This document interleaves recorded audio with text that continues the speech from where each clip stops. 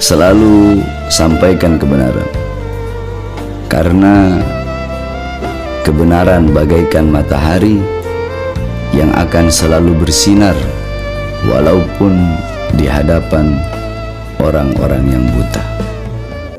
Al-Imam Asy-Syafi'i dulu, ya, beliau itu orang susah, orang miskin. Beliau tidak punya uang, orang tuanya nggak punya uang. Untuk apa? Untuk membeli waktu itu kertasnya itu pakai kulit. Akhirnya apa?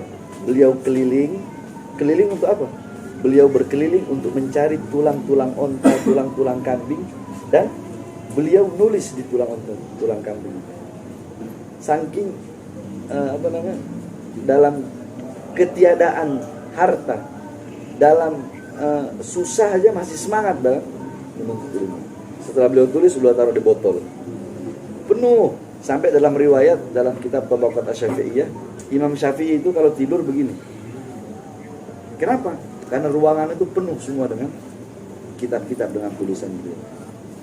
Susah nggak Imam Syafi'i? Susah.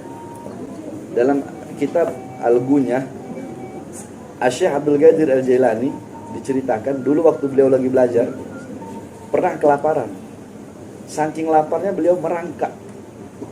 Beliau merangkak untuk apa? Untuk memakan ujung-ujung daun. Waktu lagi nuntut ilmu tuh kelaparan sampai merangkak memakan daunan, makan daun-daun. Terus dalam kitab Inbahur Ruwad ala Atba'in Nuhad, nah, dalam kitab tersebut dijelaskan ada seorang ulama yang ketika dia menuntut ilmu itu dia harus masuk ke dalam gorong-gorong, yang dimana gorong-gorong itu makin hari makin sempit. Ketika dia keluar dari gorong-gorong itu menuju tempat dia menuntut ilmu, kulit-kulitnya semua terkelupas. Itu perjuangan ulama-ulama terdahulu dalam menuntut ilmu. Jadi sama seperti Al-Imam Abdullah bin Mas'ud berkata, "Zalaltu taliban fa'azaztu matluban." Zalaltu taliban, aku hina ketika aku menjadi pencari. Ketika aku menjadi pencari ilmu, aku tuh hina. Sampai Imam Abdullah bin Abbas nggak dikenal ketika berdiri depan pintu selama berhari-hari, diterpa angin, badai, sampai nggak kelihatan wajahnya. Zalaltu taliban, aku hina ketika menuntut ilmu. Fa'azaztu matluban. Setelah aku hina, apakah aku akan tetap hina? Tidak. Fa'azaztu matluban. Aku kemudian menjadi mulia ketika aku menjadi yang dicari.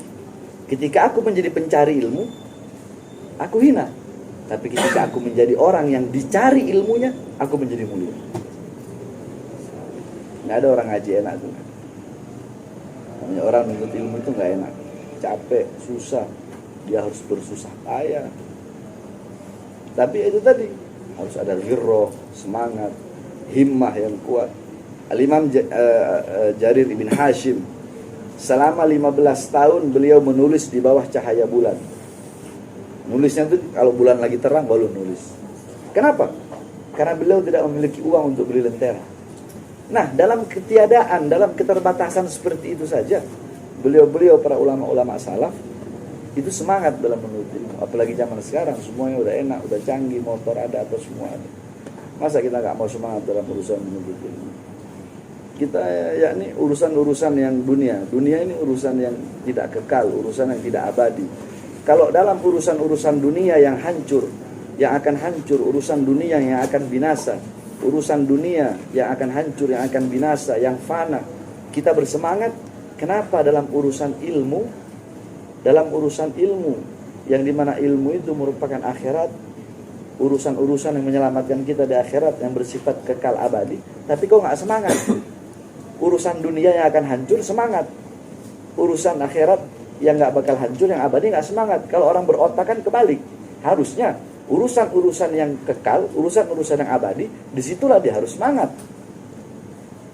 Urusan dunia biasa-biasa aja, ya kan?